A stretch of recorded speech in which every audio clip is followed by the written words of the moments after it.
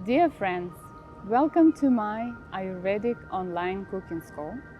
My name is Elena Boeva. I'm Ayurvedic consultant specializing in Ayurvedic cooking, specifically vegetarian dishes and spices. The purpose of my school is to teach you how to make the most versatile vegetarian dishes at home with the help of spices. Because spices create the most amazing flavor you can add to your dish. I also noticed that a lot of people don't really know how to cook vegetarian dishes at home. If they do, it's kind of bland, just garlic and this, garlic and that. But there are so many flavors out there that you're probably not even aware of. So in my course, you will learn what kind of vegetables you can cook, what kind of spices you can put together to make a very tasty dish at home. And perhaps one day you will change your mind saying that, oh my God, vegetables are really great, I love them. What is Ayurveda? Ayurveda stands for knowledge of life. Ayur means life and Veda means knowledge. Knowledge of life, what does it really mean? It really means that you have to really know the balance between nature, yourself, and everything around you. Ayurveda is not just only about the food, it's about everything. You have to be in balance with nature, with yourself, with others, with your emotions, and with what you do. A part of the balance is really about learning about how to eat a healthy meal. It really starts there, but it does not end there. Don't think that food will solve all of your problems. But healthy life and healthy balance starts with good food. So in Ayurveda, there are 5 main elements that exist in living and also non-living forms. They are earth, water, air, fire, and ether. Ether is basically space. We are all comprised of those 5 elements, so as the nature around us, and also cosmos. However, some elements are prevalent in one form or the other. And us, we have more of particular elements than other elements, and they are called doshas. Doshas is what is actually it translates as what is off the balance in us. For example, there are 3 main types of doshas: Vata, Pitta, and Kapha. Vata dosha in people is when the element of air and ether is more relevant than the other 3. In Pitta dosha, the element of fire and water is more prevalent. And in Kapha dosha, the element of water and earth is more prevalent. A lot of people ask, what kind of dosha I am? And if you observe your habits and your constitution, you can really determine who you are. You can always ask for a practitioner to help you identify, but if you're more observant, you'll be able to more or less understand what kind of dosha you are. Vata dosha is someone who tends to be on a very slim side because their body frame is very thin, their bones are very thin, they're less dense, and those type of people tend to be always on the go. They cannot sleep properly, they cannot take naps, they usually sometimes forget to eat because they always have to do something. They're really great at multitasking, but at the same time they get tired very fast, and their feet and hands tend to be on a colder side. They're not comfortable in cold environments. So, for example, someone with Vata dosha will be someone who is like a ballerina. They're light, skinny, agile, can do a lot of jumps and light. So that's an example of Vata dosha.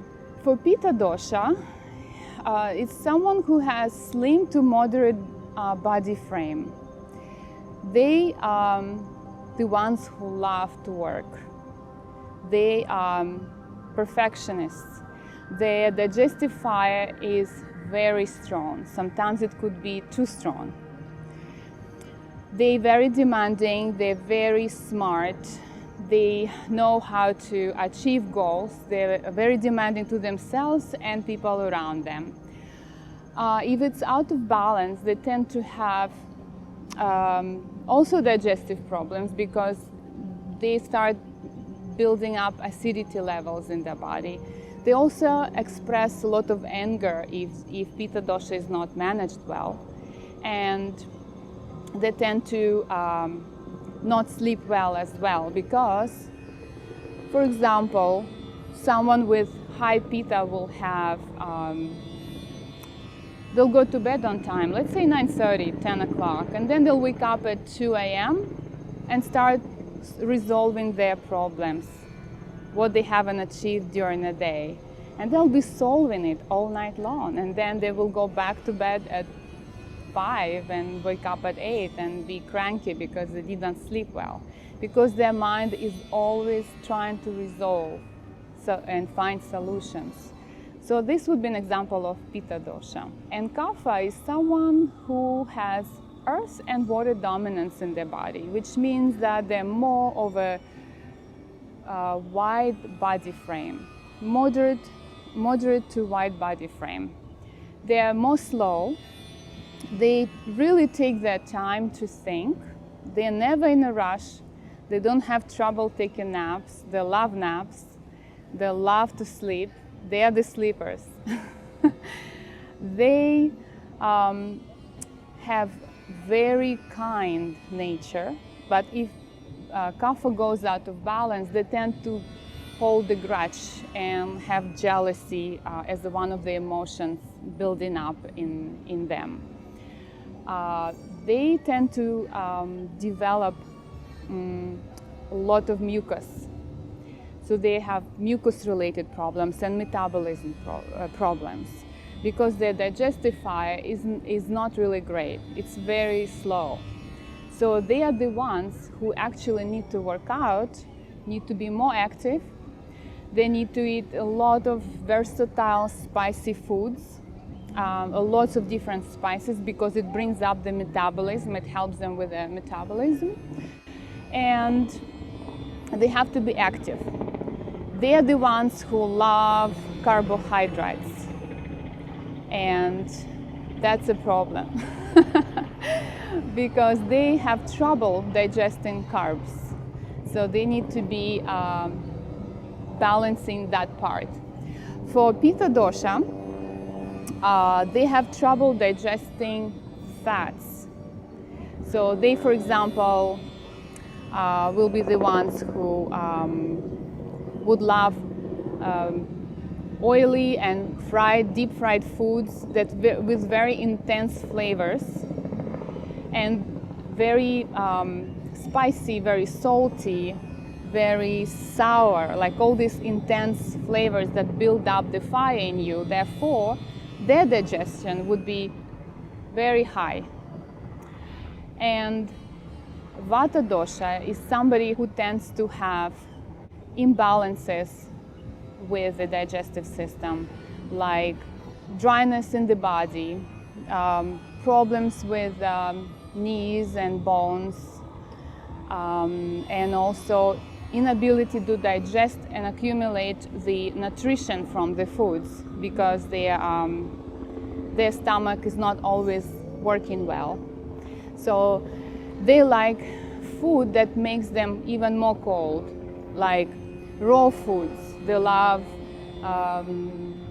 smoothies, cold smoothies, green smoothies, salads, ice cream, and all that stuff that actually increase their dosha even more. So they actually have to eat something totally opposite of what their dosha is. As you can see, like increases like and opposite cancels out the other.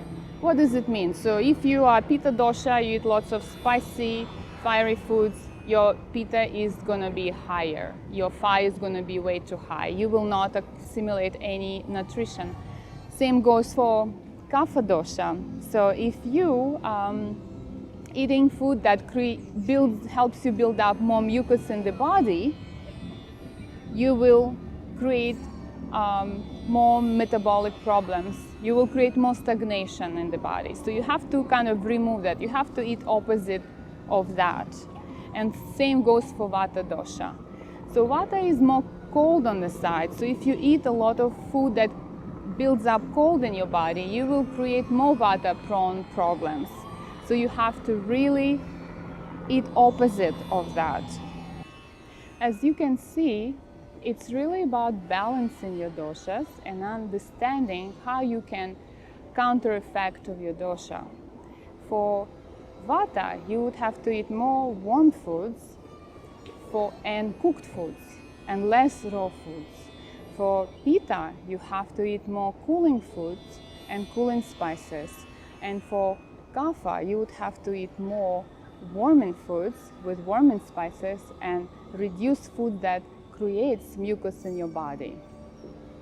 Further in the course, I will teach you how to cook the best possible recipes for each dosha so you can balance it well with spices, with particular methods of preparing the foods, and you can also incorporate the foods that is local for the season and for where you are, which is also important as a part of your cooking routine.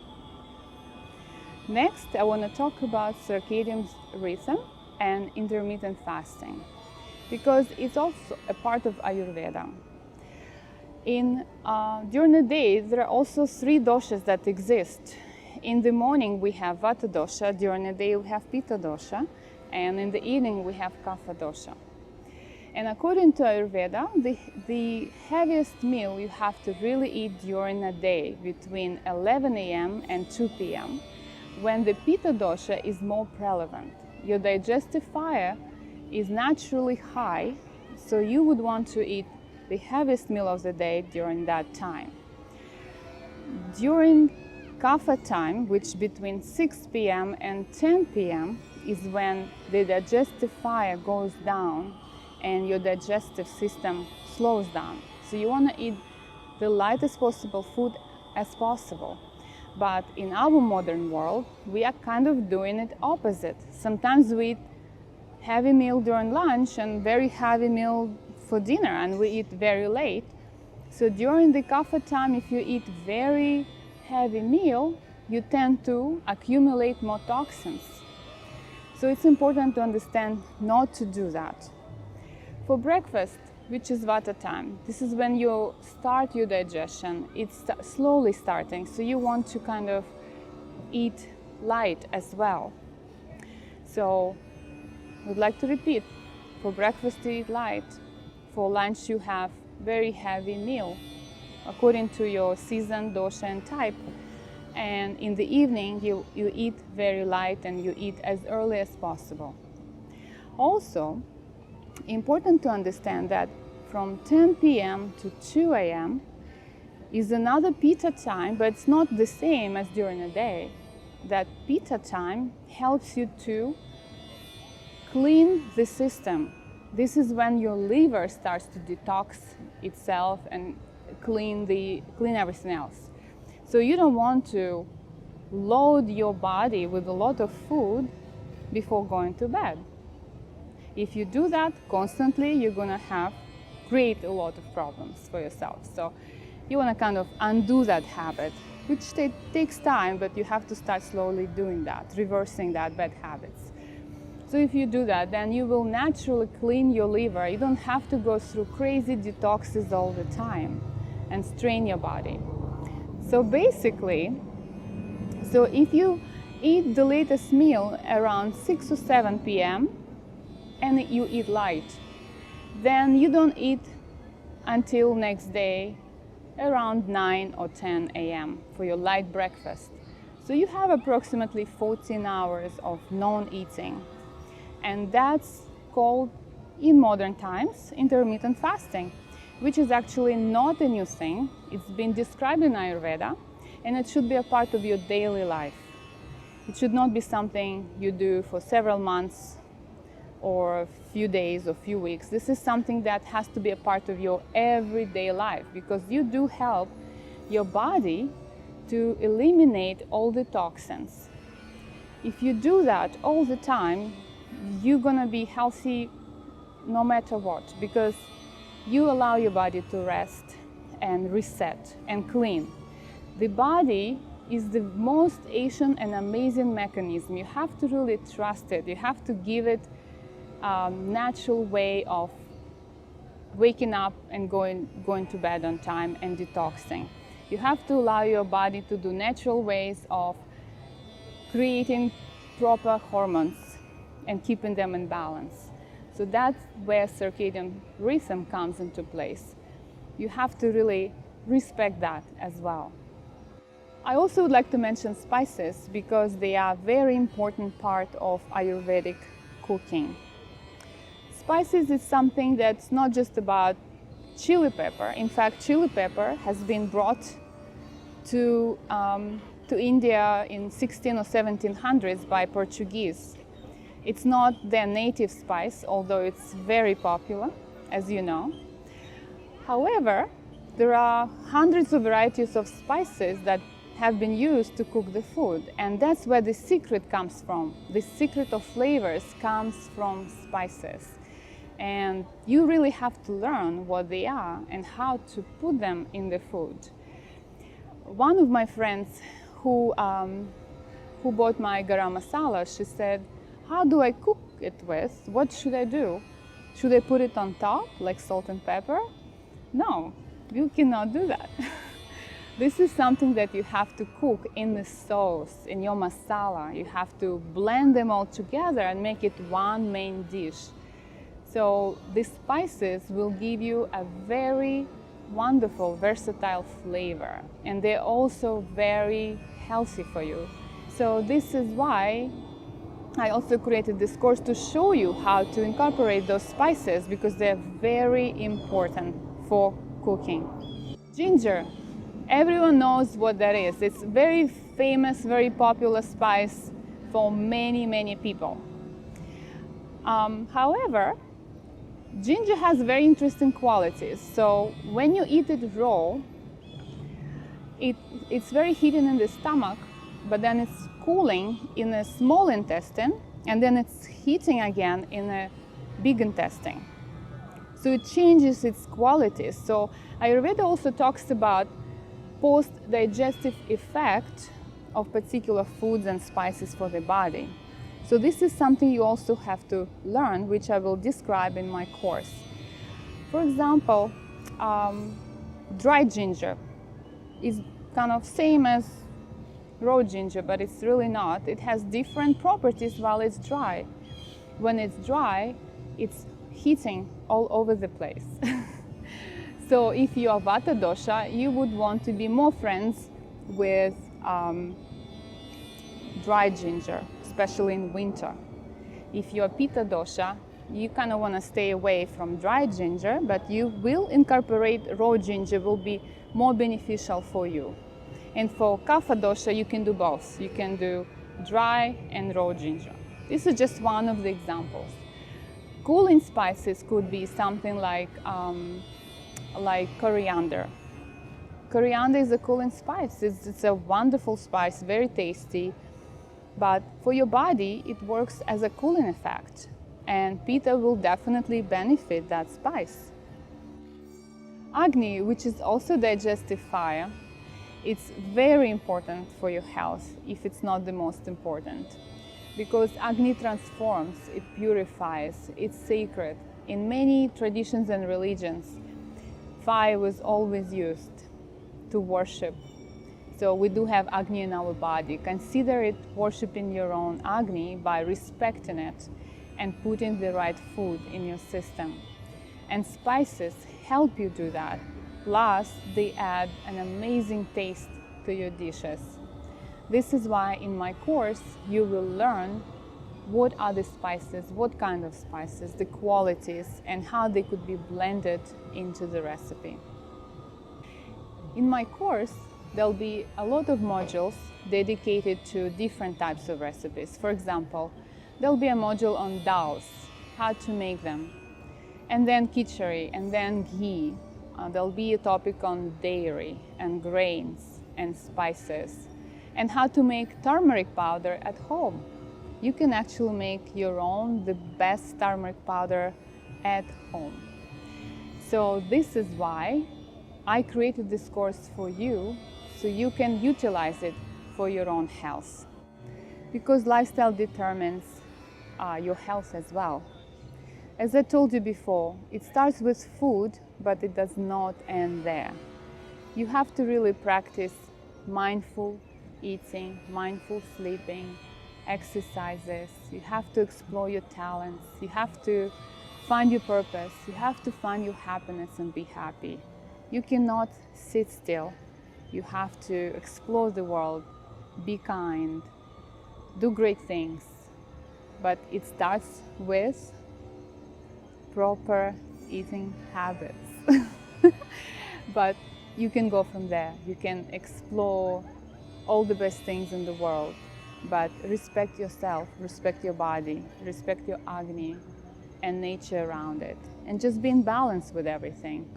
And I wish you all the best, and I hope I'll see you in my course soon.